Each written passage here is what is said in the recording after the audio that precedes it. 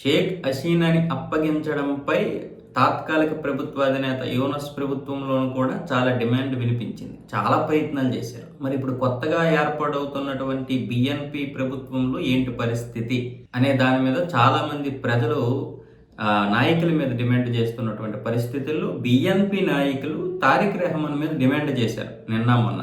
మీరు ఇప్పటి నుంచే షేక్ హసీనాని అప్పగించాలి అని భారత్ మీద డిమాండ్ తీసుకురండి, ఒత్తిడి తీసుకురావాలి అన్న విధంగా మాట్లాడారు. కొంతమంది ప్రకటనలు కూడా చేసేశారు. భారత్ షేక్ హసీనాని అప్పగించాల్సిందే, మేము ఇక్కడ విచారణ చేస్తామని. దాని గురించి తారిక్ రెహమాన్ మాట్లాడుతూ మొట్టమొదటి ప్రాధాన్యత దేశానికి, బంగ్లాదేశ్లో శాంతి స్థాపనకే నా మొట్టమొదటి ప్రాధాన్యత, ఈ దేశ ప్రయోజనాలు నాకు మొట్టమొదటి ప్రాధాన్యత. అలాగే షేక్ హసీనా అనేది న్యాయ ప్రక్రియ ద్వారా మాత్రమే సాధించాలి. నరేంద్ర మోదీ గారు నాకు ఫోన్ చేసి సోషల్ మీడియాలో పెట్టడం, అలాగే తన ఎక్స్ ఖాతాలో పెట్టడం, నాకు ఫోన్ చేసి శుభాకాంక్షలు తెలపడం, ఇవన్నీ కూడా రెండు దేశాల మధ్య ప్రయోజనాలను కాపాడుతాయి. ఇక షేక్ హసీనాని అప్పగించడం అనేది భారతదేశం న్యాయంగా చూసుకుంటుంది, న్యాయంగా మనకు అప్పచెప్తుంది.